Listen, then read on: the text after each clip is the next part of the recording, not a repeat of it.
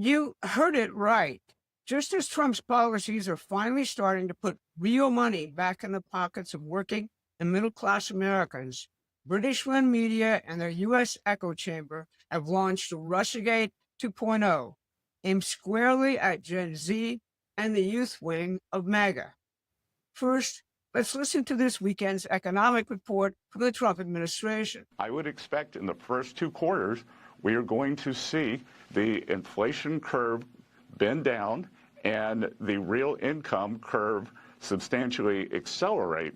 And when those two lines cross, Americans are going to feel it. But Maria, I will tell you what we're not going to do. What we're not going to do is tell the American people that they don't know how they're feeling, which is what the Biden administration did. Treasury Secretary Scott Bessent is saying that people will strongly notice ahead of the critical midterms that the economy has dramatically improved for them. Nothing less than that will win the midterms. Well, first of all, if you look at the history of inflation, right, what happened was that there was runaway Democrat spending in Joe Biden's term, and we got inflation up almost to 10%. It averaged 5% over the 4 years. And that has created a situation where, for example, mortgage rates went up. And so the typical payment for a monthly mortgage payment almost doubled. That a bag of groceries that cost $400 a month when President Trump left office is $500 or $515 when President Trump came back this time. And so that there's this really big hole that's been dug. And then the question you could also ask as an economist is, how do I summarize all those different prices and everything? And one of the ways you could do it is just look at purchasing power, the real wage. But purchasing power, I'll just finish this and then I'll get back to it. The purchasing power dropped by about $3,000 under Joe Biden because the wages didn't keep up with prices. Under President Trump, it's already gone up by about $1,200.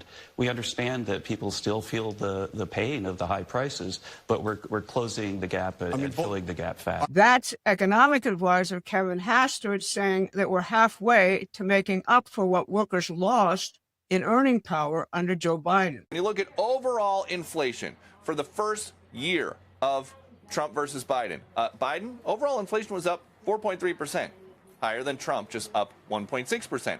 Groceries under Biden in that time, up 3.8%. With Trump, up 1.3%. And then when it comes to gas, this is crazy. Biden up 24.4%. With Trump, it is actually down 5.4%. That is where the biggest difference is. And we heard from the HUD Secretary, Scott Turner, this afternoon. They are racing to cut red tape for construction projects because the belief among officials here is that if housing is the #1 place where people are getting killed when it comes to affordability, if people are cutting red tape and able to build more houses and apartments, then the prices will come down. Pretty basic supply and demand in play. And that was Peter Doocy reporting on his comparison of inflation under Trump versus what we experienced under our completely controlled 46th president. So we're making progress, folks, on the thing that matters most to people, the fact that a lot of us have had trouble making ends meet, let alone feeling economically secure enough to plan for a future. I think President Trump will have more to say about lowering costs for home building, food, and health care over the course of the next week. But if you listened to the mainstream media over the last week, you heard that MAGA was falling apart or was already dead because of a swarm of complainers and doomsayers. Nick Fuentes, Marjorie Taylor Greene, Robert Barnes, Candace Owens all say that Trump has somehow sold his soul. The headline by the British Telegraph was typical. So is this one from the British website unheard? The only thing real about the full-volume propaganda campaign against President Trump is that Russiagate 2.0, hurriedly put in motion by the British Secret Services, involves the very same people who created the original Russiagate. I'm Barbara Boyd, and I've been documenting British subversion operations against Donald Trump ever since 2016. I've studied their moves to subjugate the United States again much longer than that. So today I want to do two things. Show you the real story of Gen Z, the 18 to 28-year-olds of every color and creed who shocked the pundits in 2024 by voting for Donald Trump in massive numbers. Two, I want to expose how this same Gen Z is being targeted right now to be used as a Jacobin shock force in regime change operations, just like the Jacobins, the original ones of the French Revolution. If we understand this, we can cut straight through the British psychological warfare now aimed at splintering MAGA, particularly its youth wing, and we can make Charlie Kirk's unfinished work a living reality. Before we dive in, please like and share this video. It increases our reach on YouTube and helps us get this story to the young people who need most to hear about it. Charlie Kirk and Turning Point USA have been credited by the media and by the Trump campaign for organizing Gen Z and millennials to turn out for Trump on November 2024. It's easy to see why, if you listen to Charlie Kirk talk about the generation he was out to save. Here's Charlie at the Republican convention. You see, young people are idealists. They respond to vision. For the past 4 years, they've seen the vision of the Biden-Harris regime. That vision is, you'll own nothing and be happy. The Democrats say, instead of owning a home, you'll rent a 400-square-foot studio apartment. Instead of owning a car, you'll rent a scooter using some app. Their vision is this: limit your dreams, give up, aim lower, be content with less. If you're a 20-something in America, life has been really tough. You've watched home prices rise 47% since 2020, 47%. Home ownership is now out of reach unless you make over $106,000 a year. Since I last spoke at the Republican convention 4 years ago, I've become a husband and father. In fact, we have 2 under 2. I think I get extra points for that. For millions of people my age, that is a dream that feels farther away than ever under the Biden-Harris administration. According to current projections, 1/3 of today's young Americans will never get married. The average American is having fewer children than ever before. Why? It's because for far too many, they simply can't afford them. The basic things our parents enjoyed are increasingly out of reach for Gen Z and millennials. You see, the American dream has become a luxury item for the wealthy elite. Happy countries have children. Broken countries have addiction, depression, and suffering. Democrats have given hundreds of billions of dollars to illegals and foreign nations, while Gen Z has to pinch pennies just so that they can never own a home, never marry, and work until they die, childless. Under Biden, our young people own nothing and they are miserable. Donald Trump refuses to accept this fake, pathetic, mutilated version of the American dream. When he was president, young people were richer than ever before, and he will do it again. Now, on September 10th, Charlie Kirk was assassinated. The hand that guided that assassination knew that you can't replace someone like Charlie. He, like Donald Trump, was a unique historical individual. But the response to that assassination surprised this nation's enemies. Young people turned out in droves across the nation in spontaneous memorials and celebrations of Kirk. Thousands opened a Bible or attended church for the first time in a long time. A youth movement even bigger than Charlie Kirk was coalescing, particularly under the stewardship of Erica Kirk and Vice President J.D. Vance. There was justified talk about MAGA continuing after President Trump's term with a new generation of leaders devoted to the American system economic and political ideas President Trump brought back from the tomb where revisionist historians had put them. There was justified talk about actually achieving many of Trump's most time-sensitive ideas, like the total rebuild of the U.S. economy after more than 50 years of managed destruction and decline, a stable and peaceful world trading system among nation states, humanity's colonization of the moon and Mars. That's when the British operation against Trump intensified. Charlie Kirk's death had to be the end of the youth wing of MAGA. Thus you see the exaggerated media push around Fuentes, the Marjorie Taylor Greene split, the Candace Owen raves, and the emergence of Zohan Mandami as the new promoted champion of alienated and desperate young people.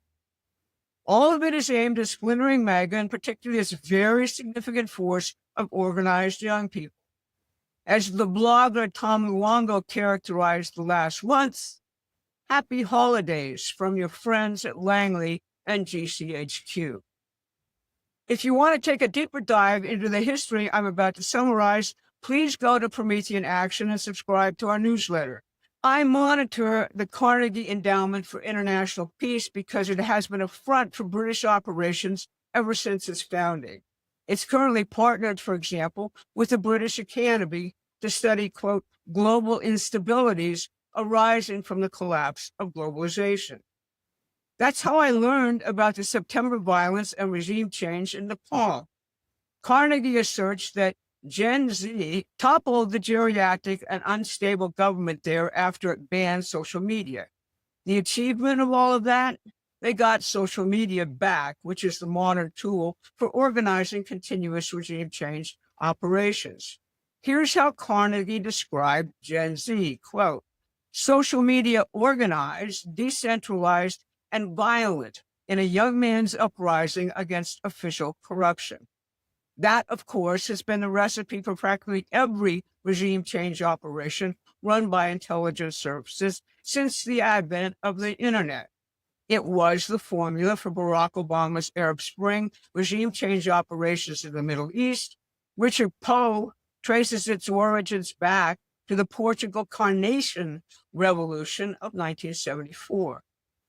Typically, in these operations, the disfavored old guard is thrown out. They are replaced by another malleable figure who will do the empire's bidding.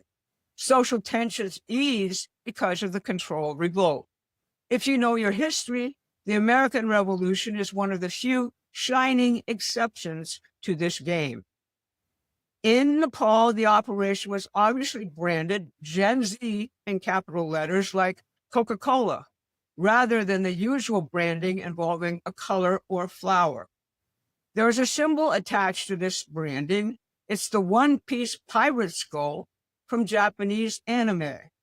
Now, the very same branding popped up Saturday in Politico's coverage of violent protests against the government in Mexico City. Politico's headline emphasized that Gen Z protests were gaining momentum there. The claim is that young people are revolting against government corruption and capture by the drug cartels. We'll have to analyze what happened over the course of the week. Contrast that political headline with the lament Politico had last month about the Jacobin No Kings protests against Trump. Gen Z didn't show up as aging boomers pathetically took to the streets. There's just no way you can conduct regime change without a substantial youth component. Think about the future Charlie Kirk, J.D. Vance, and Donald Trump are planning for Gen Z. It is focused on getting illegals out of job and wage competition, including getting rid of H-1Bs for entry-level jobs. It focused on an immediate building boom in housing and financing to be able to afford a home. It focused on ending the college scam that was only creating uneducated, untrained, hopelessly indebted graduates. It focused on creating the types of jobs and incomes which could sustain having and raising kids. It involves mass education in history, science, and the classics. Now, President Trump often says that his primary role in life has been to solve problems, and he's done it remarkably.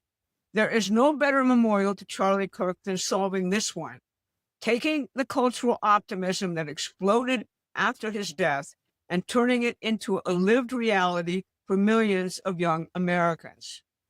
To make this real, we have to clearly identify the enemy, neutralize his operation, and build, baby, build. The nihilistic doom scrollers and their handlers want Gen Z to be a battering ram for the empire, not builders of a new American century. They've been on a tear this past month, and the volume is only going to go up as the economy improves under Trump. More prosecutions are commenced against the traitors, and more strikes on the British-run drug money operation happen in the Caribbean. So let's pull this together. The economy is finally shifting in favor of working people. You're hearing it from Bessent, from Hassett, from on-the-ground inflation comparisons. That's reality, not narrative. At the same moment, a British-led media course declares that MAGA is fracturing, dying, tearing itself apart. That's narrative, not reality. Meanwhile, the youth movement that rallied around Trump and was galvanized by the assassination of Charlie Kirk is being targeted for destruction. They're being invited to join in black-pilled despair about Trump, quote, selling out MAGA. Or worse, they're being told to get in the streets and get violent against Trump, the fascist dictator. Charlie Kirk knew that this generation could have a very different fate if the focus was putting them in the driver's seat toward a productive identity and a future. Promethean Action is dedicated to realizing that idea. But in order to do that, we have to expand our operations and get on the social media sites where young people live. That requires money for staffing. I'll see you again to answer your questions in our question and answer show on Thursday. Thanks very much for listening.